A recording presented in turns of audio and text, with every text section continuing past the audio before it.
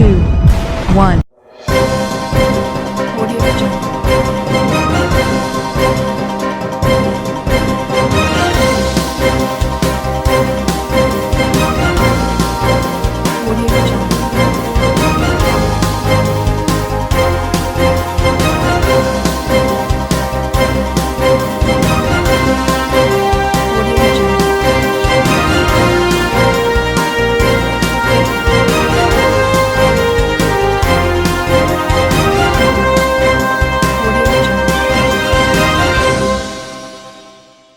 नमस्कार, मैं हूं नरेश राघानी और आप देख रहे हैं हॉराइजन न्यूज। अजमेर लॉकडाउन की अफवाह पर बोले पुलिस कप्तान कुंवर राष्ट्रदीप। सोशल मीडिया पर फैलाई जा रही है अफवाह। अजमेर में नहीं होगा किसी भी तरह का लॉकडाउन।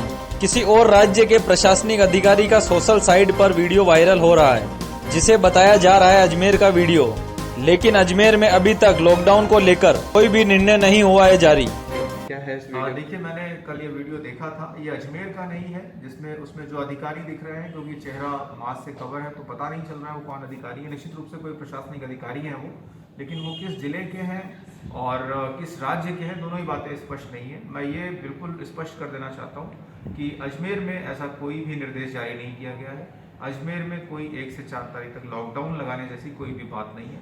यदि ऐसा कोई भी गतिविधि ऐसी होगी, ऐसा कोई ऑर्डर जारी होने वाला होगा, तो बाकायदा मीडिया के मार्फत कलेक्टर साहब के द्वारा सभी को सूचित किया जाएगा, ताकि लोगों को स्पष्ट रूप से पता रहे कि अजमेर में आगे क्या व्यवस्थाएं होने वाली है। ऐसे किसी भी वायरल हो रहे वीडियो पर जरा भी ध्यान नहीं दें। ये अफवाहें हैं, इन पर ध्यान देने की जगह आप अपने जो भी आपके आसपास अधिकारी हों या ऑफिसर्स हों, वहाँ जाकर के कंफर्म करें कि जो बातें आपके नॉलेज में आ रही हैं वो सही है या गलत है। महात्मा गांधी जीवन दर्शन समिति की ओर से कोरोना महामारी में काम करने वाले 108 एम्बुलेंस चालक व एम्बुलेंस में काम करने वाले युवकों का माला व सर्टिफिकेट देकर सम्मान किया गया।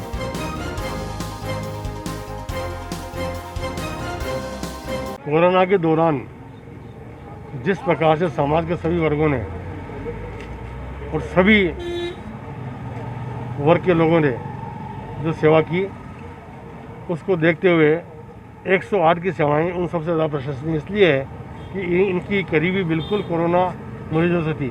उसके बाद भी ये लोग निर्बाध रूप से अपनी सेवाएं देते रहे, बिना थके बिना रुके।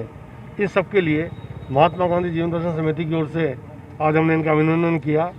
इस अवसर पर मेरे साथ हमारे युवा समन्वयक भाई शक्ति प्रताप सिंह और पूरी ब्लॉक ब के समन्वयक भाई हेमराज बारो खारोलिया हैं, और हमने इस अवसर पर इन्हें सर्टिफिकेट और मालाएं देकर के सम्मानित किया, इस विश्वास के साथ कि भविष्य में भी हम इसी प्रकार से सेवाएं देते रहेंगे। एक बार मैं पुनः 108 के सभी चालकों सहायकों का अभिनंदन करता हूं, स्वागत करता हूं और उन्हें बहुत बहुत धन्यवाद देता हूं। सर, 108 के सभी चालक और उनके सहायकों का हार्दिक अभिनंदन और स्वागत किया है, क्योंकि कोरोना के समय जिस प्रकार से इन्होंने अपनी सेवाएं दी है, एक मानवता की नई मिसाल पेश करी है। और महात्मा गांधी जीवन दर्शन समिति की तरफ से इन सभी के किए गए कार्यों के प्रति हम सब इनका आभार प्रदर्शित करने इकट्ठे हुए हैं। महात्मा गांधी जीवन दर्शन समिति इन सब के उज्जवल भविष्य की मंगल कामना करती। अजमेर जिला पुलिस स्पेशल टीम ने कार्रवाई करते हुए 3 जनों को हथियार सहित गिरफ्तार किया, जिनके कब्जे से 2 पिस्टल, 1 देसी कट्टा सहित 18 राउंड बरामद किए।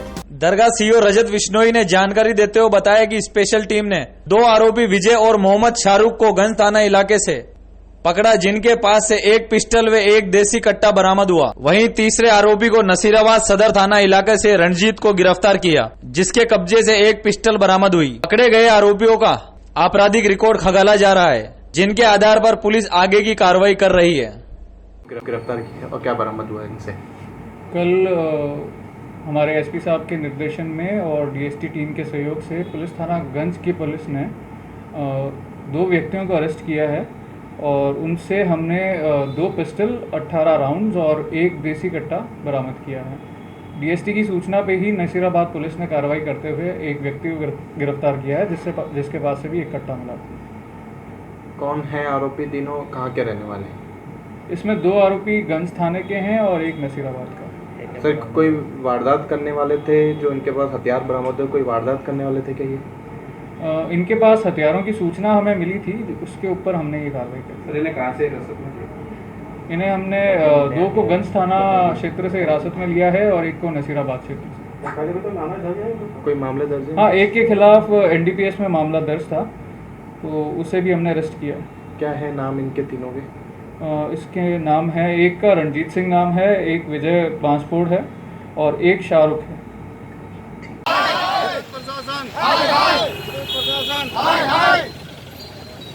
फर्जी VCR भरकर परेशान करने को लेकर आज ग्राम वासियों ने मुख्यमंत्री के नाम कलेक्टर को ज्ञापन सौंपा। ग्राम वासियों का कहना है कि ग्राम गनाएड़ा, तिलोरा व भगवानपुरा गांवों में किसानों के साथ बिजली विभाग द्वारा रात्रि में जाकर बिना किसी जानकारी के बेवजह फर्जी VCR तैयार कर मनमाने रुपए वसूले जा रहे हैं। यहां तक कि बिजली विभाग द्वारा पिछले 3 माह से पुष्कर के आसपास के गांवों में रात्रि में जाकर ग्रामीण किसानों के विद्युत उपभोक्ताओं के फर्जी मूवी बनाकर दूसरे दिन जाकर उसको फोटो दिखाकर पुष्कर ग्रामीण क्षेत्र में बिजली विभाग द्वारा ग्रामीण किसानों को बेवजह परेशान किया जा रहा है। उसके घर में टीवी, फ्रिज, कूलर, पंखे, पानी की मोटर, आटे की चक्की बढ़ा चढ़ाकर अंकित किया जाता है।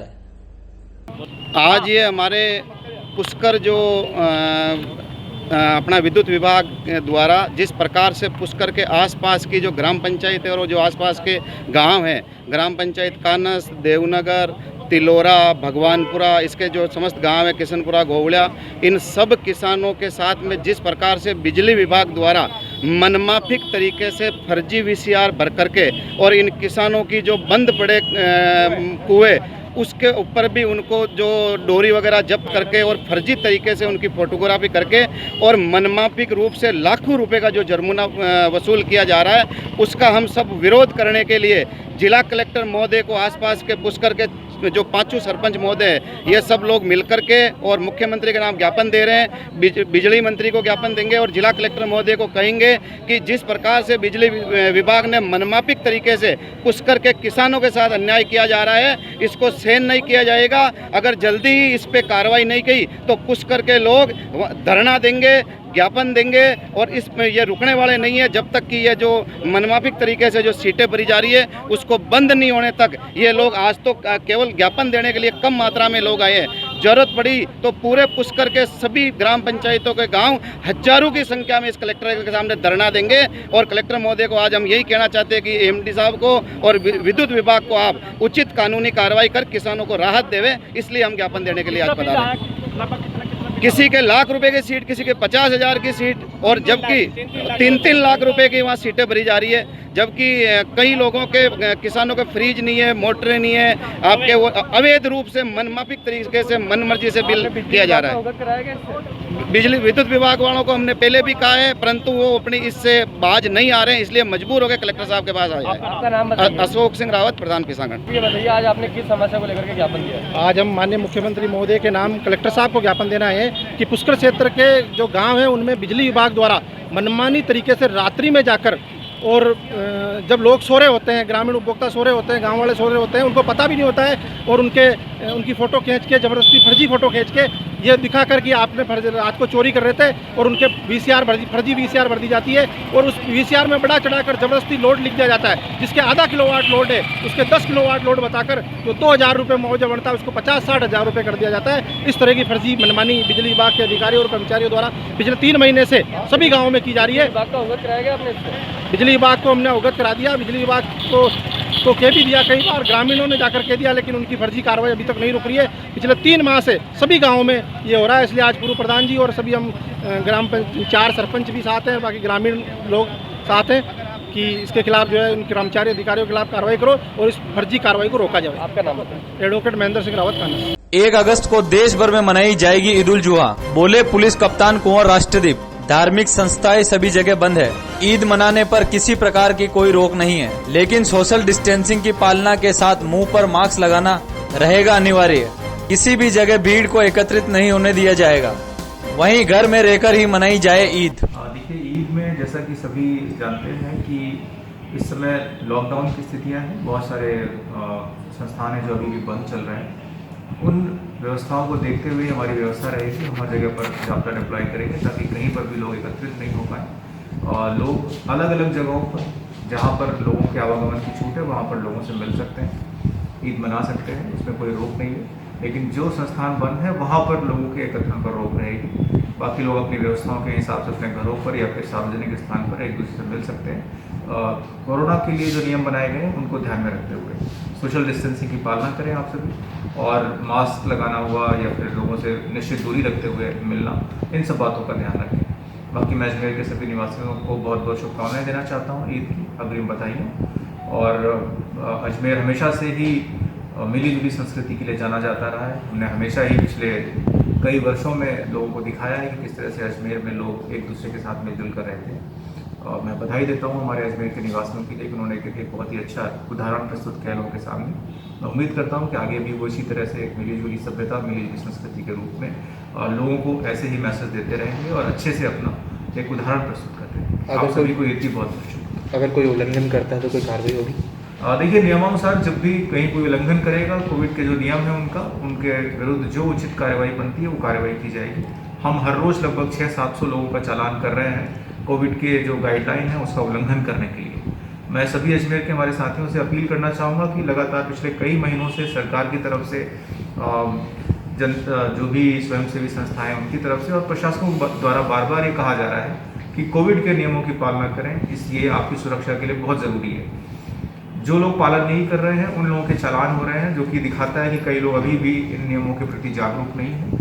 मैं आप सबसे रिक्वेस्ट करूंगा कि नियमों की पालना करें ताकि हमें चालान जैसी किसी भी कठोर गतिविधि में नहीं जाना पड़े, हमें कोई ऐसे कठोर कदम नहीं उठाए। ठगी प्रकरण में बीसी संचालक गिरफ्तार। रामगंज थाना पुलिस ने बीसी संचालक रमेश को किया गिरफ्तार। आरोपी रमेश पर बीसी के 1 करोड़ 20 लाख रुपए ऐंठने का है आरोप। क्या मामला था? एक मिनट, ठीक है। अजय से बताइए किस तरह का मामला और किसको पकड़ा? श्री हजारी सिंह सनोप रामकिशन सिंह जाति कोली निवासी गौतम नगर अजमेर ने थाने पर दिनांक 18/6/2020 को एक प्रकरण दर्ज करवाया था जिसमें बीसी संचालन के खिलाफ 1 करोड़ और 20 लाख का ठगी की, जिस पर श्री मुकेश कुमार यादव चौकी इंचार्ज भगवानगंज पुलिस थाना रामगंज ने आज मुख्य आरोपी बीसी संचालक श्री रमेश सिंह पुत्र जगन सिंह जाति कोली उम्र 64 वर्ष निवासी गौतम नगर को जुर्म प्रमाणित होने पर गिरफ्तार किया है, जिसको न्यायालय में पेश किया जाएगा। और इसके पास से कुछ बरामद हुआ? बरामदगी का वो अनुसंधान अधिकारी को कौन पता है। आपका नाम, आपका पद? Kishan Singh, head constable police थाना रामगंज। अजमेर रेंज आईजी के कार्यालय के बाहर आज बस्सी पर्वतसर नागौर के लोग पहुंचे और उन्होंने हत्या के मामले में अनुसंधान कर रहे अधिकारी को बदलने की मांग करी। परिवादी ने बताया कि 9 जुलाई को उसके पिता का शव मिला और शव के पोस्टमार्टम के बाद तिलवा थाना अधिकारी ने हत्या का मामला दर्ज कर पड़ताल शुरू की, लेकिन मामला दर्ज होने के बाद भी अभी तक मामले में कोई कार्रवाई नहीं की गई और वे चाहते हैं कि जल्द आरोपी को गिरफ्तार कर उन्हें सजा दी जाए, लेकिन जांच अधिकारी इसमें अपनी लापरवाही बरत रहे हैं। हम मांग करते हैं कि आप इस मामले में थाना अधिकारी बदल कर हमें राहत प्रदान करें। हम यहाँ आईजी के पास आए हैं, कोई कोशिश नहीं हुई थी, ये नहीं कर रहे थाने वाले, इसलिए यहाँ पे पेश हो रहे हैं। क्या हुआ था? मर्डर हुआ था मेरे पापा। किसने किया? राजूनाथ विश्रामनाथ ने। क्या चाहते हो आप लोग? हम उनको सजा दिला के रहेंगे, न्याय चाहिए हमको, मेरे पापा का न्याय। आपका नाम बता दो। पूजा नाथ। क्या मामला है आप? ये मामला सर हत्या से जुड़ा हुआ मामला है। मेरा मामा जी को 8 तारीख को घर से लेके गए थे दोनों लड़के, बाहर करने का बहाना। फिर सुबह उनकी लाश मिली बस्सी कांकड़ के अंदर। तो लड़कों की माँ ने आके मेरे भांजे उनको बताया कि तेरा बाप वहाँ पड़ा है, या तो उसको ले आओ, नहीं तो वो लाश भी नहीं मिलेगी। फिर हमने जाके पता किया तो गांव वाले लोग भी इकट्ठे हो रखे थे। फिर थानेदार जी को अवगत करवाया, थानेदार जी ने लाश को बाजवास पोस्टमार्टम पर भेजा। भेजने के बाद में हमने पता किया भाई मामला ये 302 का है। तो इन्होंने बोला नहीं ये तो कीड़े मकोड़ों को खाया हुआ है। मैं क्यों नहीं सर, मैं एक निजी डॉक्टर हूँ, मेरे को पता ये मामला है, हमारे पास फुटेज है, पूरी फ़ोटोएँ खींची हमने। बोला नहीं मैं कार्रवाई कर रहा हूँ। मैं कि सर 174 का मामला नहीं है, ये 302 में तब्दील करो। हमने बार बार गवाही लगाई बच्चों ने और हमने, तो हमारी एक नहीं सुनी। उसके बाद में परेशान होकर के हम सविता धनखड़ जी एसपी साहब महोदय के सामने पेश हुए। उन्होंने बोला कि ठीक है मैं मामला देखता हूँ। फिर हमारे को पीड़वा थाना वापस भेजा। हमने पीड़वा के पूछा सर ये देखो आप क्या है, क्यों नहीं कुछ नहीं मैं कर रहा हूँ। फिर फिर कोई तरह की कार्रवाई नहीं। जो घूम रहे 2 लड़के वो और धमकियां दे रहे घर पे। हमारी बुआ जी है वो भी ब्लाइंड है, अंकुर से अंधे हैं। फिर हमने डिप्टी साहब मकराना के सामने समक्ष पेश होकर के अर्जी लगाई। उन्होंने बोला ठीक है मैं कार्रवाई करूंगा, देखूंगा। उन्होंने भी कुछ नहीं किया सर, कोई तरह की आज तक कार्रवाई नहीं हुई है। इसके बाद हमने कोर्ट का सहारा लिया, परबसर कोर्ट का। फिर वहाँ से हमने मामला 302 में दर्ज करवाया। वो मामला 4 दिन तक तो दबाया रखा। 4 दिन बाद में 24 तारीख को कोर्ट ने थानाधिकारी जी को बोला कि लो भाई ये 302 का मामला, इसको दर्ज करो। उसके बाद में उन्होंने मामला 302 का दर्ज किया। राजूनाथ और विश्राम नाथ खुले घूम रहे। थानाधिकारी जी ने कोई तो नई गिरफ्तारियां बता रहे हैं, ना उनको गिरफ्तार कर रहे हैं, ना कोई रंजिश ठीक है सर। हाँ, मामा जी के 1 साल पहले उनके झगड़ा हुआ था खेत के बारे में, छोटा मोटा आपस में झगड़ा हुआ था, राजीनामा वापस हो गया था। उसके बाद में थानाधिकारी जी नहीं तो कुछ मामले को देख रहे हैं, ना कुछ संज्ञान ले रहे हैं इस मामले में। जो जी सर, राजूनाथ और विश्राम नाथ के शक है सर।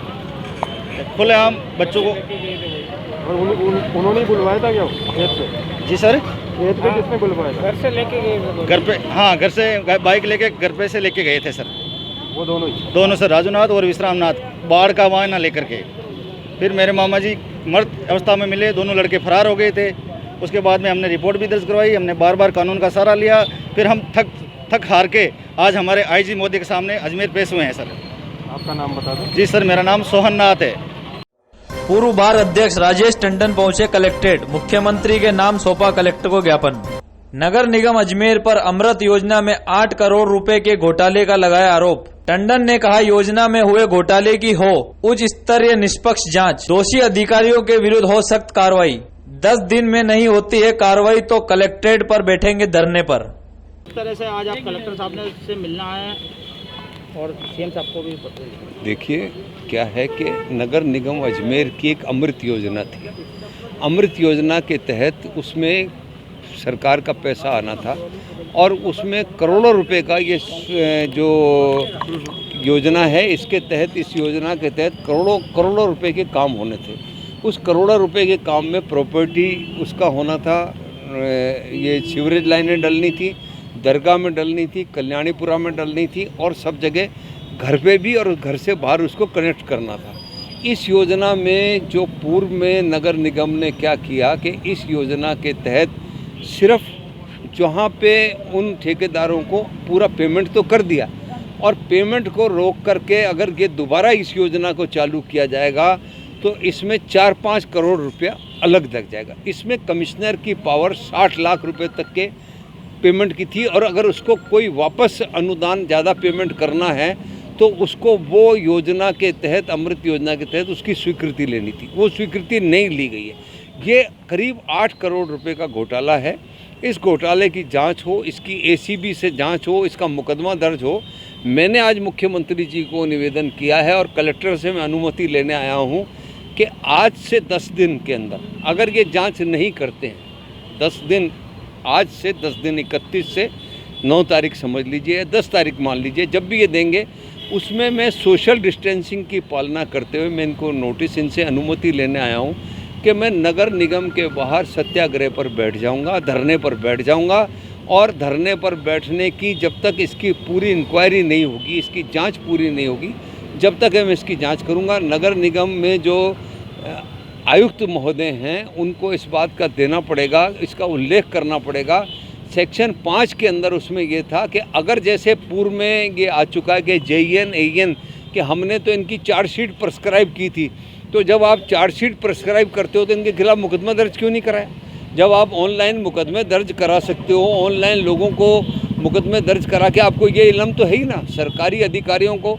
ये करीब 8 करोड़ रुपए का घोटाला है। इस 8 करोड़ के घोटाले में ये सारे अधिकारी मिले हुए हैं। मैं अभी मेयर साहब को भी दे के आऊँगा कि इसकी विस्तृत जांच हो और मेरी माननीय मुख्यमंत्री जी से है कि इसकी जो है पूर्ण रूप से जांच हो करके अगर ये दोबारा टेंडर होते हैं, जो निविदा हुई है, और अगर ये निविदा होती है तो 5-1 करोड़ रुपए इसमें और ज़्यादा लगेगा। जहाँ पर ये सीवरेज की ये खुलनी थी, जहाँ पर ये सारी होनी थी, वहाँ नहीं हुई है। इसको ये मेरी डिटेल आपको सारी इसमें मिल जाएगी। मैं आज अनुमति के लिए आया हूँ कि आप मुझे 10 दिन का नोटिस है, 10 दिन में अगर आपने मुकदमा दर्ज ना करें, जांच करा के और दोषी अधिकारियों को दंडित नहीं किया तो मैं धरने पर बैठूंगा और धरने पर बैठने की सारी जिम्मेदारी जो है, अब इसमें ये कह कर के मुझे नहीं टाल सकते। मैं इनसे अनुमति सिर्फ अपनी मांग रहा हूँ कि मेरे साथ 2 जने होंगे तो 3 जनों 4 जनों में सोशल डिस्टेंसिंग की भी पालना होती है। जो कोरोना प्रोटोकॉल है मैं उसकी पूरी पालना करूँगा, पर मैं नगर निगम के बाहर धरने पर बैठूँगा। दरगाह की अंजुमन शेख यादगार सोसाइटी को होम्योपैथिक दवाई वितरण की गई। आज कोरोना महामारी से बचने के लिए केशव पीठ संस्था की ओर से श्रीनाथ जी होम्योपैथिक केयर में तैयार की गई होम्योपैथिक दवाई लोगों की इम्यूनिटी बढ़ाने में मददगार साबित होगी। केशव पीठ संस्थान के डॉक्टर ने अंजुमन शेख की मौजूदगी में यहाँ 350 किट दिए हैं ताकि लोगों को रोग प्रतिरोधक क्षमता बढ़ सके और वह कोरोना जैसी घातक बीमारी को हरा सके। जो आपने दवा किसको दी है, कौन सी कमेटी को? ये हमने होम्योपैथी दवा का वितरण निःशुल्क वितरण किया है। हमारी संस्था है श्री केशव पीठ संस्था, उनके अध्यक्ष हैं हमारे डॉक्टर नवीन गुरु जी। उनके द्वारा हमने होम्योपैथी क्लिनिक संचालित कर रखी है जिसमें मैं चिकित्सक हूँ और अपनी सेवाएं देता हूँ। आज हमने होम्योपैथी कोरोना के विरुद्ध रोग प्रतिरोधक बढ़ाने की क्षमता की दवा होम्योपैथिक दवा आर्सेनिक एल्बम 30 दी है, जिसे भारत के आयुष मिनिस्ट्री ने भी यही दवा वितरित करने के हमको आदेश दिए हैं। तो ये दवा हमने आज अंजुमन यादगार सोसाइटी को, सचिव साहब को और इनको हमने करीब 350 करीब किट प्रदान किए हैं जो ये अपने यहाँ बंटवाएंगे, जो कि निःशुल्क ये इम्यूनिटी पावर बढ़ाती है। बिल्कुल से ये इम्यूनिटी पावर बढ़ाती हैं और इसका रिज़ल्ट पूरे भारत में देखने को मिला है। यहाँ हमने अभी लॉकडाउन के दौरान भी थोड़ा बहुत बताया था और अभी हम यादगार सोसाइटी को जो है इनकी अंजुमन यादगार चिश्तियान सोसाइटी इनको दे रहे हैं ताकि ये अपने मोहल्ले में आसपास पूर्ण तरह से वितरण कर सके। इस दवाई को लेने से क्या किसी तरह की कोई परेशानी वगैरह नहीं, इस दवाई को लेने के बाद कोई परेशानी नहीं है। इस दवा को लेने का तरीका है, ये जो हमने दवा दी है, ये जो दवा है इसमें से 4 गोलियां 3 दिन तक सुबह भूखे पेट लेनी है, जो कि 1 महीने के बाद अपन वापस रिपीट कर सकते हैं। और इस दवा को लेने वाला चाहे डायबिटिक हो, कोई भी ले सकता है, छोटे बच्चे वगैरह, और इनका बहुत ही शानदार अच्छा रिजल्ट है। आपका नाम बताइए। डॉक्टर गौरव। अजमेर कृष्णगंज थाना पुलिस को आज सफलता हाथ लगी।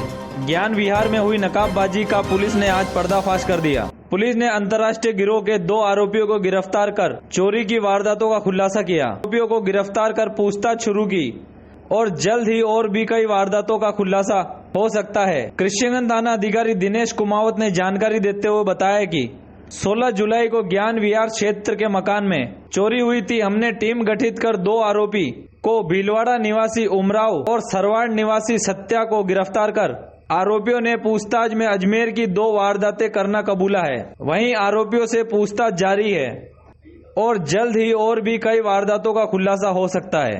क्या मामला है?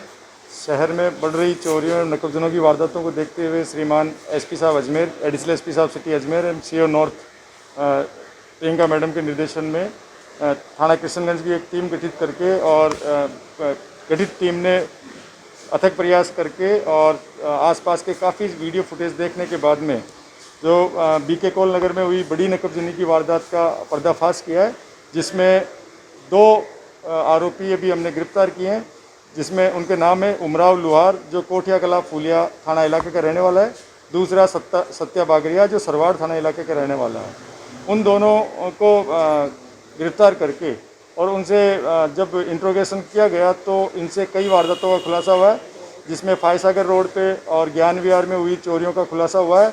इसके अलावा इनसे फर्दर इन्वेस्टिगेशन के बाद में और भी कई चोरियां खुलासा होने की संभावना है, क्योंकि इनकी जो हमने इनके उपस्थिति का जो किया है उसके आधार पे ये भीलवाड़ा, उदयपुर, राजसमंद और दिल्ली, हरियाणा काफ़ी जगह पर इनकी उपस्थिति है और अजमेर में भी ब्यावर और अजमेर में इनकी उपस्थिति पाई गई है। ये लोग जो हैं दिन में रेकी करके वारदात करने के आदी हैं और वारदात करने के बाद तुरंत बाद में ये अपने गांव चले जाते हैं और इनके द्वारा जो विस्तार से पढ़ने के लिए लॉग इन करें horizonn.com, सच के साथ।